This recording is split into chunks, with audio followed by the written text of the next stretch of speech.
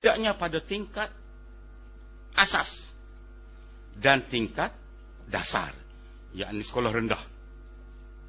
Pendidikan rendah, pendidikan sekolah dasar harus bersifat wajib. Pendidikan teknik dan kejuruan harus dijadikan tersedia secara umum. Dan pendidikan yang lebih tinggi harus dengan cara yang sama dapat dimasuki oleh semua orang berdasarkan kepada jasa kecerdasannya. Pendidikan harus diarahkan kepada perkembangan sepenuhnya dan kepribadian kemanusiaan, dan kepada memperkuat rasa hormat kepada hak-hak kemanusiaan dan kebebasan asasi. Harus memajukan pengertian, sikap sabar dan persahabatan antara semua bangsa-bangsa, golongan-golongan, ras atau golongan keagamaan, dan harus mewujudkan lebih lanjut kegiatan-kegiatan perserikatan atau pertubuhan bangsa-bangsa bersatu untuk memelihara perdamaian. Orang-orang tua berhak untuk lebih dahulu memilih jenis pendidikan yang harus diberikan kepada anak-anak. Dari pasal 26 Deklarasi Bangsa-Bangsa Bersatu itu, jelaslah kepada kita bahawa perserikatan atau pertubuhan bangsa-bangsa bersatu menyerukan kepada adanya demokrasi.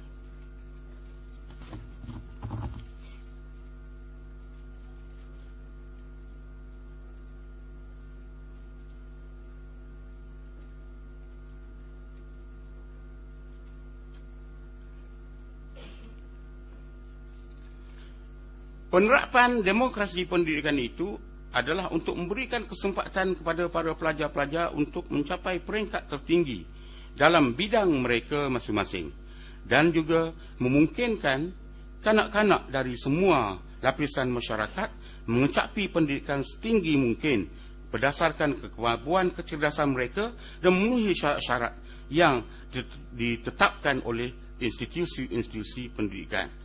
Demokrasi pendidikan adalah diperlukan disebabkan di antara lain oleh hasrat dan cita-cita untuk menyembuhkan kecacatan yang ada pada demokrasi itu. Demokrasi pendidikan juga adalah merupakan usaha untuk memenuhi keperluan setiap warga negara terhadap keperluannya yang utama, iaitu pendidikan. Manusia memerlukan pendidikan adalah disebabkan manusia itu memerlukan untuk mengetahui cara-cara untuk menjamin masa depan yang baik. Walau bagaimanapun dapatlah disimpulkan di sini bahawa ciri utama daripada demokrasi pendidikan itu adalah seperti berikut. Yang pertama, kesempatan yang sama diberikan bagi warga negara untuk mendapatkan pendidikan. Yang kedua, infrastruktur yang mencukupi bagi proses pendidikan itu. Yang ketiga, kemampuan yang dimiliki atau diperolehi oleh warga negara bagi mendapatkan proses pendidikan itu, sama ada secara kemampuan sendiri atau bantuan dari pihak yang berwajib. Tapi dalam masalah ini sebenarnya di dalam negara kita ini keperluan-keperluan ini sudah ada. Suatu hal yang saya khawatirkan nanti saya terlupa menyebutkannya ini adalah suatu benda yang harus kita lakukan supaya rakyat diberikan pendidikan. Masalah pentingnya pendidikan ini. Kadang-kadang ya, misalnya pada waktu awal sesi persekolahan, banyak ibu bapa yang bersungut tentang mahalnya untuk membayar yuran persekolahan. Sebenarnya kalaulah mereka itu terdidik dengan kesedaran pendidikan, ianya tak menjadi mahal. Pasal untuk membayar yuran persekolahan anak-anak umpamanya RM50. Ada ibu bapa yang mampu menghisap rokok RM50 untuk 3 hari.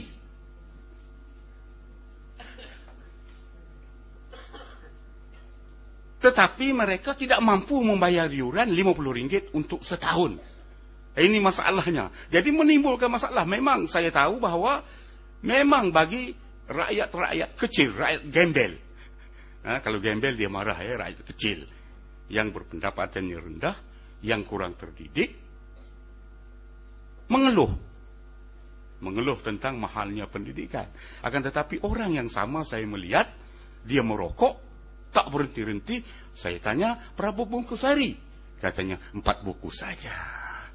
Kalau 4 bungkus sehari itu, barangkali, saya rasa RM8 lebih lah sebungkus. 8 kali 4, RM32 saja sehari. Satu hari untuk merokok. Tetapi, membayar yuran anak RM50 setahun. Tidak mampu. Ini bukan berarti kita terpaksa merendah-rendahkan mereka, kerana sesuailah dengan kadar pemikiran mereka. Jadi maksudnya demokrasi pendidikan itu mestilah termampu oleh seluruh rakyat untuk mendapatkan pendidikan itu.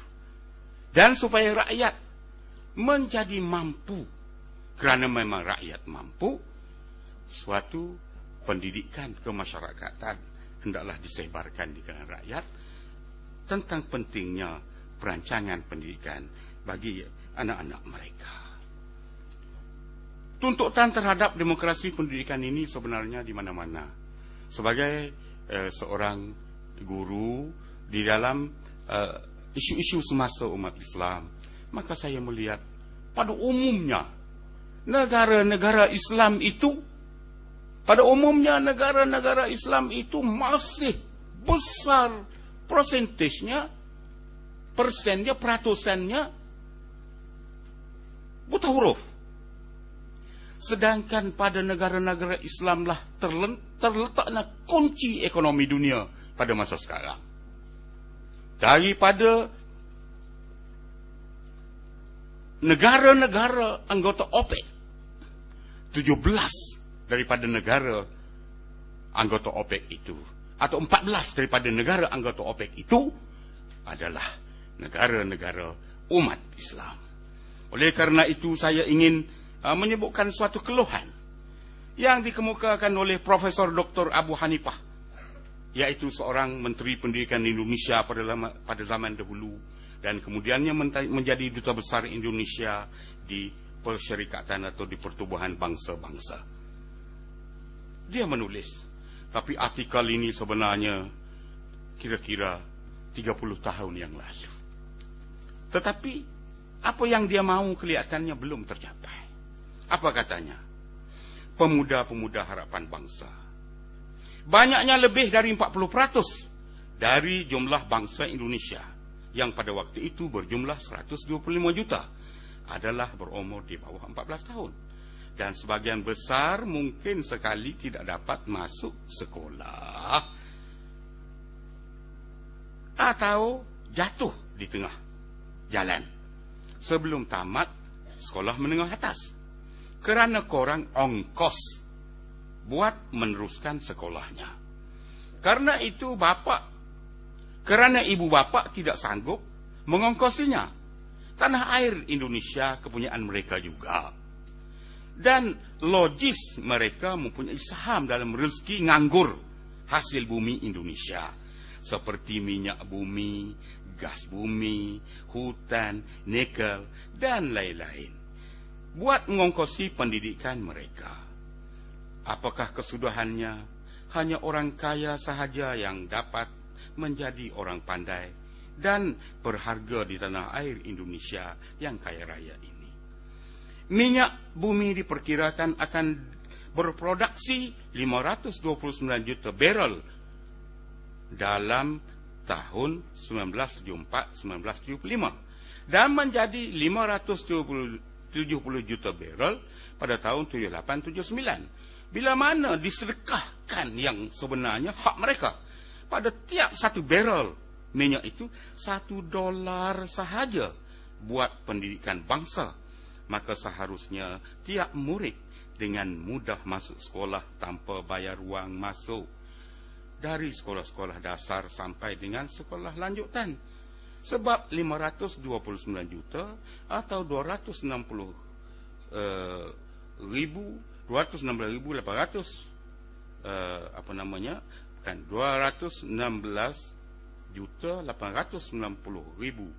juta bilion ke apa ni, triliun ini ha. Maaf saja saya dah lupa ini ya, bilion rupiah ini setahun ya, jadi banyak sekali lah. Ini tulis miliar ni bilion lah. Meringankan beban ibu bapa dan menjamin sebahagian besar sekolah anak-anak Indonesia. Dengan wang itu pemerintah dapat lebih baik membikin konsepsi pendidikan bangsa. Demikianlah keluhan seorang cendekiawan pada masa dahulu tentang susahnya untuk mendapat pendidikan. Dan keluhan mereka adalah keluhan yang wajar, kerana hasil per kapita dan pendapatan warga mereka adalah amat rendah sekali. Tetapi kalau keluhan itu datang daripada seorang bapa yang merokok RM30 sehari, tetapi tidak mampu untuk membayar RM50 setahun, itu adalah keterlaluan. Okeylah. Jadi sekarang ini saya nak itu sikitlah tentang demokrasi pendidikan dalam Islam. Demokrasi pendidikan dalam Islam ini dapat dilihat daripada dua sudut. Yang pertama, Islam meletakkan asas atau spirit demokrasi di dalam masyarakat Islam. Yang kedua, Islam mengajarkan tentang prinsip-prinsip daripada demokrasi pendidikan itu.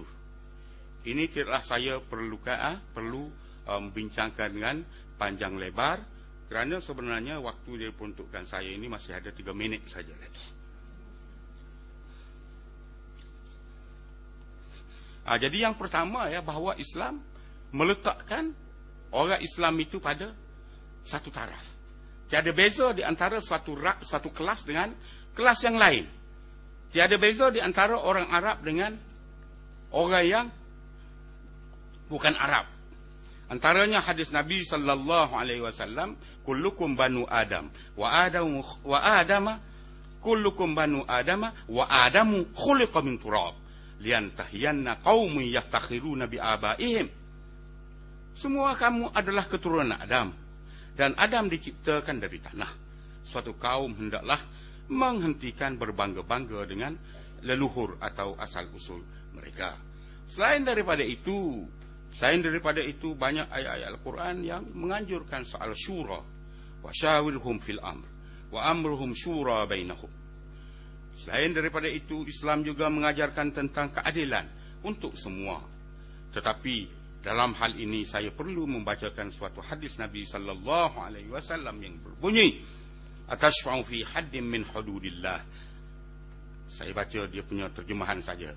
Adakah kamu hendak meminta pertolongan atau syafaat di dalam pelaksanaan hukum Allah? Lalu beliau berdiri dan berpidato, ujarnya, hai manusia, sesungguhnya kehancuran orang-orang yang terdahulu daripada kamu ialah kerana mereka bila orang-orang yang bangsawan mencuri, mereka biarkan saja. Dan apabila orang-orang yang lemah mencuri, mereka jalankan hukuman ke atasnya. Demi Allah, andai kata Fatimah binti Muhammad, putriku, mencuri, nescaya aku potong tangannya. Hadis riwayat Al-Bukhari. Selain daripada itu, kita dapat melihat pula bahawa kepada petikan-petikan berikut, bahawa al-Islam itu adalah suatu agama. Al-Islam, innal Islama dinun yunadi bil hurriyah wa yakrahu az-zulla wal ubudiyah. Dinun yanzuru ila al-jami' nazratan wahidah, ya nazratul musawat. Dinun yad'u ila ad-demokratiyah wal hukm ad-demokratiyah.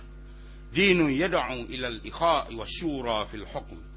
Sesungguhnya Islam adalah agama yang mengajak pada kemerdekaan, membenci kehinaan, dan perhambaan agama yang memandang kepada semua orang secara sama, iaitu dengan pandangan persamaan Islam juga agama yang mengajak kepada demokrasi dan pemerintahan yang demokratis. Ia mengajak kepada persaudaraan dan permuasyaratan dalam pemerintahannya. Kemudian George Bernard Shaw mengatakan bahawa Islam adalah agama demokrasi dan kemerdekaan berfikir, dan agama yang mengatur jual beli. Di atas dari itu semua, Islam adalah agama yang terdidik. Ialah agama bagi orang-orang yang terdidik dan gentleman. Kemudian apa yang dituliskan oleh Said Sabiq dalam bukunya Wal ghayatul lati tarmi ilaiha risalatul Islam tazkiyatul anfusi wa tathiruha an tariqil ma'rifati billahi wa ibadatihi wa tad'imir rawabitil insaniyah wa iqamatiha ala asasin minal hubbi wal rahmat wal ikha' wal musawat wal adl wa bidzalika yas'adul insan fid dunya wal akhirah.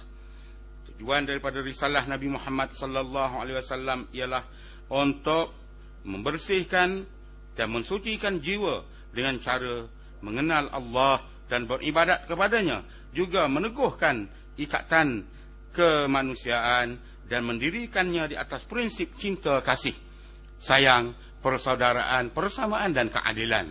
Dengan demikian akan bahagialah mereka itu di dunia dan di akhirat.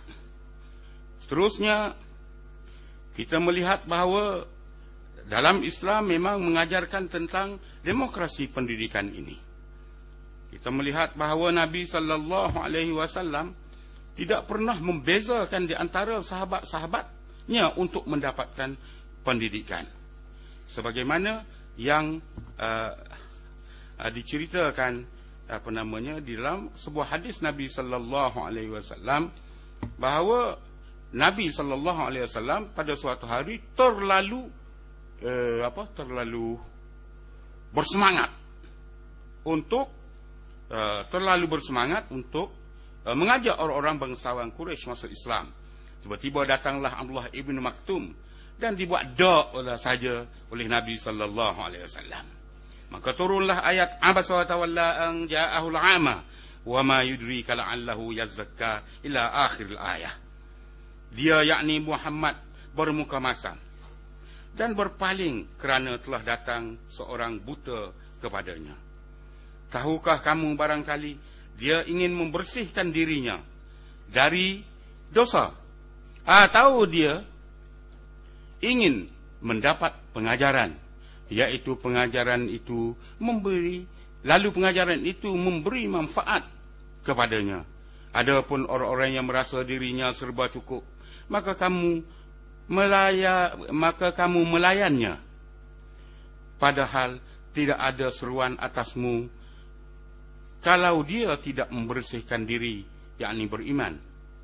Dan adapun orang yang datang kepadamu dengan bersegera, yakni orang yang buta itu tadi, sedangkan ia takut kepada Allah, maka kamu mengabaikannya. Sekali-kali jangan demikian. Sesungguhnya ajaran Tuhan adalah suatu peringatan kepada kamu.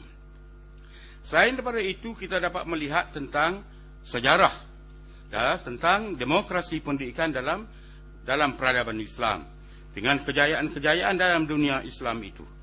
Selain daripada itu, kita melihat bahawa di institusi Islam itu memang telah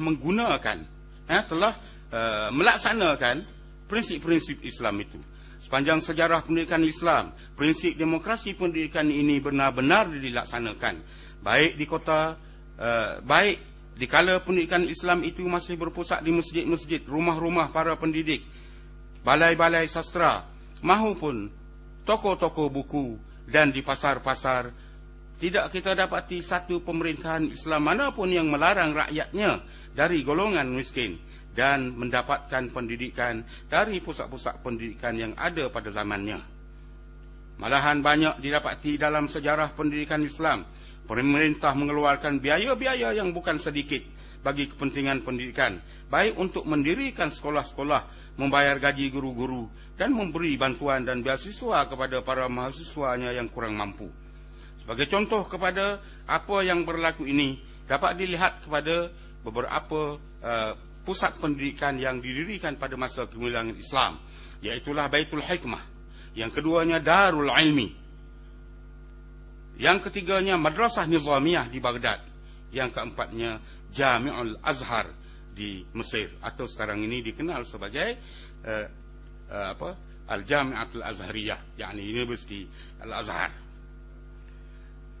Untuk pusat pendidikan itu tidak sedikit biaya yang dikeluarkan untuk pembangunan dan pemeliharaannya. Sebagai contoh besarnya biaya yang dikeluarkan oleh pemerintah untuk pendidikan ialah biaya yang dikeluarkan oleh Nizamul Muluk untuk membiayai sekolah Nizamiyah yang didirikannya adalah 60,000 dinar setahunnya. Tanpa memandang kepada tujuan politik dari pembentukan institusi-institusi itu, maka dapati bahawa memang pendidikan Islam itu telah dilaksanakannya. Dalam sejarah pendidikan Islam banyak didapati bahawa ulama-ulama yang besar adalah berasal dari orang-orang yang miskin. Mereka mendapatkan bantuan untuk biaya pendidikannya dari guru-gurunya, seperti yang terjadi atas diri Imam Abu Yusuf. Beliau diberi biaya oleh gurunya Abu Hanifah.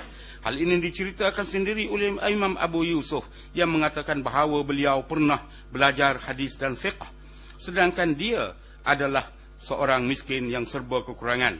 Pada suatu hari, ayahnya melarang beliau belajar pada Imam Abu Hanifah dengan alasan bahawa Imam Abu Hanifah itu rotinya dibakar. Artinya beliau adalah orang kaya. Oleh karena itu, maka adalah wajar bagi Imam Abu Yusuf untuk bekerja mencari penghidupan. Nasihat bapaknya ditaati oleh Imam Abu Hanifah dan beliau sering ketinggalan dalam pelajarannya. Oleh kerana beliau sering tidak mengikuti pelajaran, maka Imam Abu Hanifah pun mencari-cari beliau, menanyakan apakah yang menyebabkan beliau sering tidak mengikuti pembelajaran. Beliau pun menceritakan kepada Imam Abu Hanifah bahawa beliau sibuk mencari penghidupan dan mentaati perintahnya. Setelah peristiwa itu, Imam Abu Hanifah pun memberikan wang kepada muridnya Abu Yusuf untuk biayanya dalam pendidikan. Ada lagi beberapa contoh dalam ini, misalnya apa yang berlaku di Universiti Al-Azhar di Mesir dan apa yang berlaku di pondok-pondok di Nusantara. Tetapi pada zaman akhir-akhir ini kadang-kadang sudah ada pondok-pondok yang didirikan bukan untuk menjadi pusat pendidikan, tetapi pusat mencari wang. Dan oleh kerana itu terlalu kadang-kadang menyebabkan susah bagi orang masukkan institusi itu pada setengah-setengah tempat lah. Maksudnya kemahalannya atau bayaran yang harus dibayar itu melebihi daripada kemampuan yang biasa menjadi pelanggan kepada institusi itu. Dan suatu benda lagi yang perlu saya sebutkan, dan barangkali ini agak baru, saya membaca suatu artikel. Saya membaca suatu artikel tentang pendidikan Islam di Qom, Iran. Saudara Abdul Rahim tadi tiada. Tadi ada, sekarang barangkali sudah tiada. Ada tak? Kalau dia tak ada, tak apalah. Kalau dia ada, saya paksa jelaskan dalam bahasa Parsi. Sebenarnya di Qom itu, orang-orang yang belajar di Qom itu, jangan dilihat kepada mazhabnya. Itu adalah mazhab mereka. Siapa yang dapat memasuki institusi pembelajaran di Qom, dia akan dapat belajar dengan percuma, tempat tinggal percuma. Kalau dia dah kahwin, akan diberikan flat untuk keluarga. Dan biayanya itu ditanggung oleh para ayatullah. Kerana dalam sistem mereka bahawa ayatullah itu berhak menerima 1/5 daripada income rakyatnya yang kemudiannya dibagi-bahagikan kepada murid-muridnya. Itu adalah pengalaman dalam suatu artikel yang kalau saya baca, di sini barangkali memerlukan masa 3 jam. Sekarang ini kita masuklah kepada konsep Islam Hadari. Barangkali konsep Islam Hadari ini semua kita sudah tahu dan tidak perlu saya terangkan. Walaupun barangkali ada pertikaian tentang nama Islam hadari itu. Maka kita sebagai orang akademik, kita hendaklah melihatnya dari aspek yang patut kita lihat. Menghindarkan diri daripada kontroversi dan menerima suatu kenyataan. Aulamiyah atau globalisasi sebenarnya bukan baik pada kita. Akan tetapi kata Dr. Yusuf Al-Qaradawi, itu adalah suatu realiti. Oleh karena itu maka Islam hadari itu bila dilihat kepada prinsip-prinsipnya akan dapat membentuk suatu masyarakat yang hadari. Hadari itu artinya suatu masyarakat yang maju. Suatu masyarakat yang beradab. Suatu masyarakat yang rakyatnya itu hidup di dalam suasana yang aman, yang damai, yang maju, lahir batin, spiritual dan material. Masyarakat yang hadari itu ialah suatu masyarakat yang masyarakatnya dapat menerima apa-apa yang membahagiakan mereka dan menjaga apa-apa yang membahagiakan mereka itu supaya ia tetap lestari. Tetap lestari. Artinya tidak akan hilang daripada kita. Karena walaupun seberapanya maju sebuah negara, kalaulah dia akan hilang daripada kita, maka jadilah ia sebagai permata yang hilang. Bukan buku permata yang hilang. Permata yang hilang, iaitulah permata Spanyol. Permata peradaban yang ditinggalkan oleh raja-raja moral di India. Yang semuanya itu hanyalah menjadi kenangan. Dan kita hanya mampu berdoa, semoga kegemilangan itu akan dapat kembali. Untuk melahirkan masyarakat yang hadari ini, yaitu masyarakat yang membangun, yang maju, maka memerlukan kepada order pembangunnya, memerlukan pada order pembangunnya. Dan oleh karena itu maka rakyat dan pemimpinnya itu mestilah terdiri daripada mereka-mereka yang berpendidikan. Kadang-kadang apa-apa benda yang merupakan kemajuan tetapi disalahgunakan oleh rakyat. Kerana tidak berlakunya perseimbangan di antara cara berfikir, cara tindakan rakyat, ilmu pengetahuan yang dimiliki oleh rakyat dengan cita-cita membangunkan itu. Yang dalam sosiologi dipanggil cultural lab. Kerajaan mengadakan tempat-tempat untuk pondok telefon. Oleh orang kampung menjadikannya sebagai bangsal menjual goreng pisang. Di pada kilometer, batu kilometer ditulis nomor-nomor. Kilometer berapa-berapa. Orang-orang kampung mencongkelnya, bawa ke rumah, ditampal untuk menjadi nomor rumahnya. Walaupun dalam hutan itu, misalnya di kawasan Hulu Kelantan itu, rumahnya pun ada sebuah itu saja. Yang tak perlu ada nomor. Itulah apa yang berlaku. Dan oleh kerana itu, marilah kita semua berdoa. Semoga Allah Subhanahu wa Ta'ala memberikan kepada kita kesejahteraan hidup, dunia dan akhirat. Dan dapatlah terbentuk sebuah masyarakat hadari. Dan tercapailah cita-cita kerajaan melalui program Islam hadarinya itu bagi kesejahteraan masa depan bangsa, agama dan negara. Aqulu qawli hadza wassalamualaikum warahmatullahi wabarakatuh. Terima kasih Profesor Halim. Hadirin dimahati, kini majlis mempersilakan Profesor Dr. Ahmad Hidayat Buang ke pentas untuk memberikan ucapan tahniah kepada Profesor Dr. Abdul Halim Haji Maddiah. Profesor Halim boleh mengambil tempat duduk.